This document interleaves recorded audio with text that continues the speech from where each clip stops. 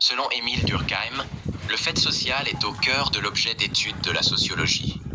Dans son ouvrage Les règles de la méthode sociologique, 1995, Durkheim définit le fait social comme suit.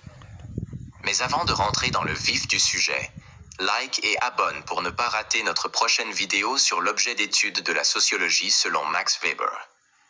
Définition du fait social. Un fait social est toute manière d'agir, de penser ou de sentir qui, 1. Est extérieur à l'individu. Il existe en dehors de lui, dans la société, sous forme de normes, valeurs, institutions ou structures sociales. 2. S'impose à l'individu. Il exerce une contrainte sur l'individu, en régulant ses comportements. Par exemple, les lois, les coutumes ou les règles de politesse. Caractéristiques principales. 1. Extériorité. Les faits sociaux ne dépendent pas des individus, mais sont le produit de la vie collective. 2. Coercition. Les faits sociaux s'imposent aux individus, souvent de manière inconsciente, mais parfois par la force, comme dans le cas des sanctions juridiques ou sociales. Troisième généralité.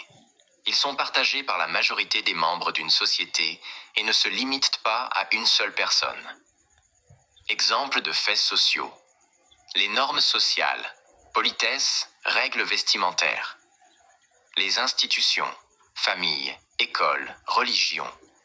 Les phénomènes collectifs, taux de suicide, crime, mariage. Objectif de la sociologie selon Durkheim. Durkheim considère que la sociologie doit étudier les faits sociaux comme des choses, c'est-à-dire de manière objective et détachée des préjugés individuels. Cela implique 1. Identifier les faits sociaux par leurs caractéristiques objectives. 2.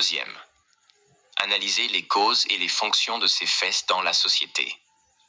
Ainsi, pour Durkheim, la sociologie a pour but d'expliquer les phénomènes sociaux à travers leurs causes sociales et leurs effets sur la cohésion et le fonctionnement de la société.